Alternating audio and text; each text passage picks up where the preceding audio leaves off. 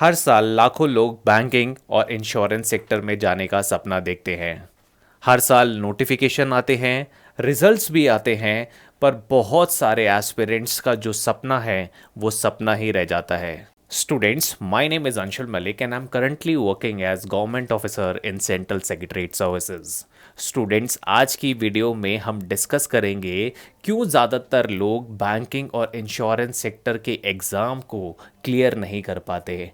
हमें पता है एप्लीकेशंस लाखों में होती हैं, वैकेंसीज कुछ हज़ारों में होती है, पर बहुत सारे एस्पिरेंट्स ऐसे हैं जो बहुत डेडिकेटेड हैं, सारा साल मेहनत करते हैं, लाइव क्लास लगाते हैं, बहुत सारी चीज़ें करते हैं, पर फिर भी उनका सपना पूरा नहीं हो पाता।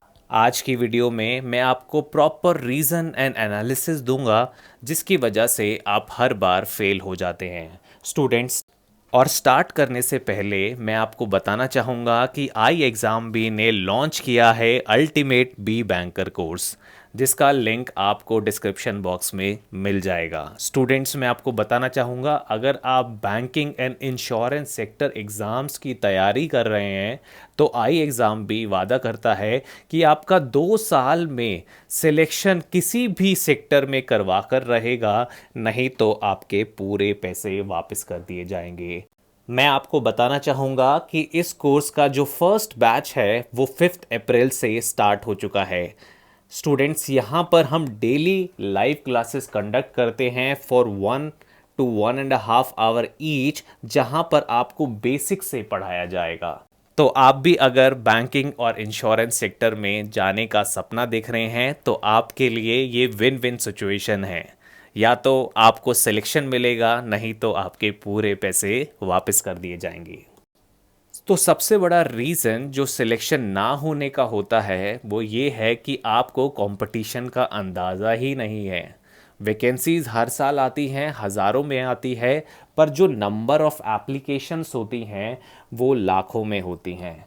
मैं आपको एग्जांपल दे के भी समझाऊंगा कि आईबीपीएस में कितनी वैकेंसीज़ आई थी और कितने लोगों का फाइनल सिलेक्शंस हुआ है। तो वैकेंसीज होती हैं हज़ारों में, एप्लीकेशंस होती है लाखों में, और सिलेक्शन रेट जो होता है हमारा 1% के आसपास होता है।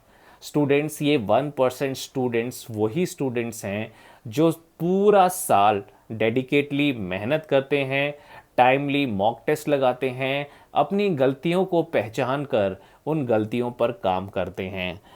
अगर मैं आपको रियल सिनेरियो की पिक्चर दूं तो मैं आपको बताना चाहूँगा कि IBPS PO 2021 में जो टोटल एप्लीकेशन थी वो 4.75 लैक्स थी, और फाइनल सिलेक्शन सिर्फ 5,835 स्टूडेंट्स का हुआ।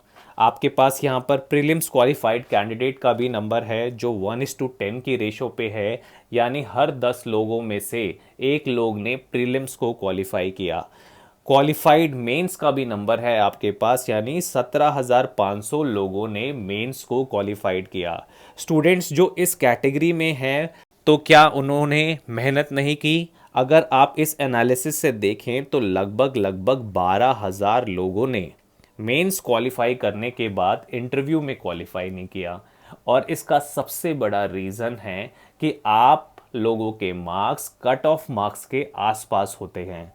स्टूडेंट्स, हमेशा कट ऑफ मार्क्स से हमें 10 to 15 मार्क्स ज़्यादा स्कोर करने की ज़रूरत होती है, तभी आप सेफ जोन में होते हो, क्योंकि हमें नहीं पता कि इंटरव्यू आपका कैसा जाएगा।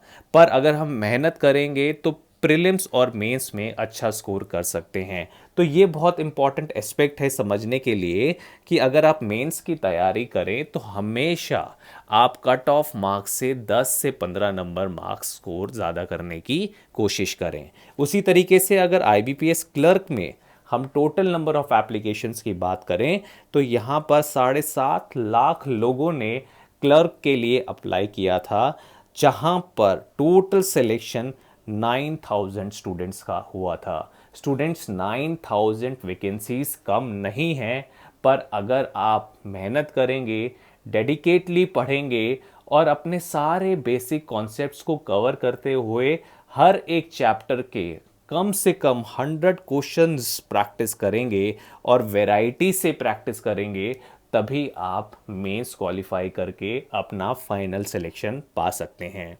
दूसरा सबसे बड़ा रीज़न है कि स्टूडेंट्स नोटिफिकेशन आने का वेट करते हैं कि जब नोटिफिकेशन आएगा तब मैं पढ़ना स्टार्ट करूंगा। स्टूडेंट्स, ये मैंने आपको आईबीपीएस का कैलेंडर और साथ ही साथ आपकी परीक्षा कब होने वाली है उसका कैलेंडर एक पेज पे रख दिया है। अगर हम एसबीआई क्लर्क की बात करें तो 9 जुलाई को इसका प्रीलिम्स एग्ज़ाम है। ठीक है, तो लगभग लगभग आपके पास 3 महीने का समय है in order to prepare for SBI clerk. अगर हम आईबीपीएस आरआरबी की बात करें तो उसका एग्ज़ाम अगस्त में है, यानी यहाँ पर आपके पास 4 महीने हैं। उसी तरीके से आरआरबी ऑफिस असिस्टेंट का भी जो एग्ज़ाम है वो अगस्त से स्टार्ट है, यहाँ पर भी आपके पास 4 महीने हैं। स्केल 2 और स्केल 3 के एग्ज़ाम सितंबर 24 को है, यानी यहाँ पर आपके पास 5 महीने, यहाँ पर आपके पास 6 महीने, और आईबीपीएस पीओ में भी आपके पास 6 महीने। अगर हम प्रीलिम्स की कट ऑफ डेट को ध्यान में रखें तो ये आपके पास टाइम है इन ऑर्डर टू प्रिपेयर कौन से सब्जेक्ट्स, आपका क्वांट हो गया, रीजनिंग हो गया, इंग्लिश हो गया, जनरल अवेयरनेस हो गया। तो ये सब्जेक्ट्स तो आपके कॉमन ही रहने वाले हैं सभी एग्जाम्स में। तो आपके पास 3 महीने से 6 महीने का समय है। तो प्लानिंग से मेरा मतलब था कि अगर हम बैंक पीओ की बात करें तो बैंक पीओ में आपसे इंग्लिश पूछा जाएगा, रीजनिंग, क्वांट, जनरल अवेयरनेस, साथ ही साथ कंप्यूटर अवेयरनेस और इंग्लिश राइटिंग भी आपसे करवाई जाएगी। पर अगर हम ब्लैंक क्लर्क की बात करें तो यहाँ पर सिर्फ क्यूआरई और जनरल अवेयरनेस आता है। तो आप डिसाइड करें कि आपको कौन सी कैटेगरी में एग्ज़ाम देना है और उसकी तैयारी आज से ही स्टार्ट करें। स्टूडेंट्स, अगर मैं रीजनिंग और क्वांट की बात करूं तो मेजॉरिटी ऑफ दिस सेक्शन आपका पजल्स और डीआई में से आता है। ठीक है, सबको ये बात पता है कि मेजॉरिटी 50% ऑफ द रीजनिंग का सेक्शन और 50% क्वांट का सेक्शन हमें पजल और डीआई में से पूछा जाएगा।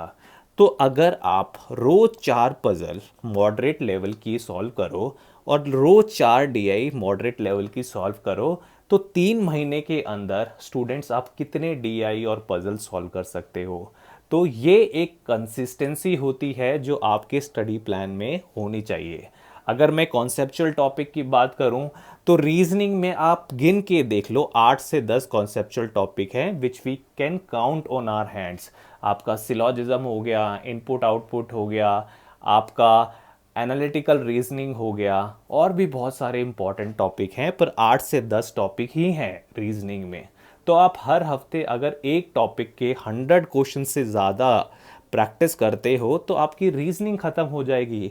उसी तरीके से क्वांट में आप डीआई के साथ अर्थमेटिक प्रिपेयर करते हो, हर हफ्ते में 1-2 चैप्टर आप अर्थमेटिक साइड से उठाते हो तो आपकी अर्थमेटिक ख़त्म हो जाएगी।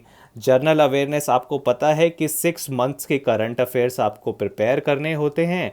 तो आप अभी से कोई ना कोई प्लेटफॉर्म को फॉलो करना शुरू कर दो क्योंकि पेपर तो सारा साल चलेंगे। उसी तरीके से अगर मैं इंग्लिश की बात करूं तो स्टूडेंट्स, इंग्लिश लैंग्वेज इतनी टफ नहीं होती है। इंग्लिश लैंग्वेज में जो मेजॉरिटी पोर्शन है वो रीडिंग कॉम्प्रिहेंशन और वोकैब में से आता है। तो आप तैयारी करें कंसिस्टेंटली और अपने एग्ज़ाम को क्लियर करें। स्टूडेंट्स, सबसे बड़ी गलती जो करते हैं एस्पिरेंट्स वो करते हैं लैक इन सेल्फ इवैल्यूएशन, यानी वो मॉक टेस्ट नहीं देते हैं, sufficient number of mock test attempt नहीं करते हैं फॉर देयर प्रिपरेशन। मैं हमेशा कहता हूं कि फर्स्ट डे से ही आपको मॉक टेस्ट अटेम्प्ट करने चाहिए क्योंकि ये आपको पूरा आइडिया देते हैं कि आपकी स्ट्रेंथ क्या है, वीकनेस क्या है। आप ऑलरेडी एग्जाम्स के लिए प्रिपेयर तो कर रहे हो, पर अगर आप फ्रेशर भी हो तो आप फर्स्ट डे से मॉक टेस्ट अटेम्प्ट करना शुरू करें क्योंकि वही आपका लेवल 0 होगा। राइट, अगर आपके 50% मार्क्स आ रहे हैं तो दिस इज़ योर लेवल 0। और अगर स्टूडेंट्स आप मॉक टेस्ट अटेम्प्ट करना चाहते हैं तो iexambee.com पर विजिट करके आप फ्री मॉक टेस्ट अटेम्प्ट कर सकते हैं। बैंक पीओ में जाकर आप जितने भी बैंकिंग एग्ज़ाम्स हैं उनके सारे मॉक टेस्ट फ्री में अटेम्प्ट कर सकते हैं। मेरा कहने का मतलब ये है कि आप डे 1 से मॉक टेस्ट करें, हर हफ्ते मॉक टेस्ट अटेम्प्ट करें। अगर आपके पास 3 महीने का टाइम है, लास्ट 15 डेज में हर रोज़ मॉक टेस्ट दें ताकि आपको अपनी स्ट्रेंथ वीकनेस का अंदाज़ा हो और आपकी जो परफॉर्मेंस है वो अपवर्ड स्केल में आपको दिखनी शुरू हो जाएगी। तो ये बहुत इंपॉर्टेंट एस्पेक्ट्स है स्टूडेंट। फिर भी आपको लगता है कि आपको डेडिकेटेड मेंटर्स की ज़रूरत है, रोज़ लाइव क्लास की ज़रूरत है जहां पर आपके डाउट सॉल्व हो जाएं, या फिर आपको प्रॉपर हैंड होल्डिंग चाहिए with the help of faculty, तो मैं आप सभी से रिकमेंड करूंगा कि जो हमारा नया बैच स्टार्ट हो रहा है उसका पार्ट बने। और ये हमारे फैकल्टी की प्रोफाइल है। मैं आपको बताना चाहूँगा, क्वांट में अगर आपको डर लगता है तो मिस्टर करण सरदाना, जिनको 13 साल से ज़्यादा का एक्सपीरियंस है क्वांट पढ़ाने का, वो आपकी लाइव क्लास लेंगे। उसी तरीके से अगर आपको इंग्लिश में डर लगता है तो ex CGM RBI doctor Sanjeev Sharma आपकी क्लास लेंगे। Miss Arunima Sinha ex grade B SIDBI and bank PO रह चुकी हैं, वो आपकी क्लास लेंगे। Shikha Malhotra finance and account coach है। अंशुल मलिक रीजनिंग एक्सपर्ट हैं। आपके इंग्लिश लैंग्वेज एक्सपर्ट की बात करूं तो सताक्षी भी आपकी क्लास लेंगी। उसी तरीके से जनरल अवेयरनेस के लिए we have specialised faculty Amit पर ही। तो ये सब फैकल्टी आपको मिलती है with ultimate B banker course, जो 100% रिफंड प्रोग्राम है, जो वादा करता है स्टूडेंट्स, मैं दोबारा से रिपीट करता हूँ, जो वादा करता है कि आपका सिलेक्शन किसी भी बैंकिंग या इंश्योरेंस सेक्टर की जॉब में करा कर रहेगा, नहीं तो आपके पूरे पैसे वापस कर दिए जाएंगे। सो ये कमिटमेंट हमारे साइड से है और आपके लिए तो win win situation. Students, I hope कि आपको आज का वीडियो पसंद आया होगा and thanks for watching I exam B.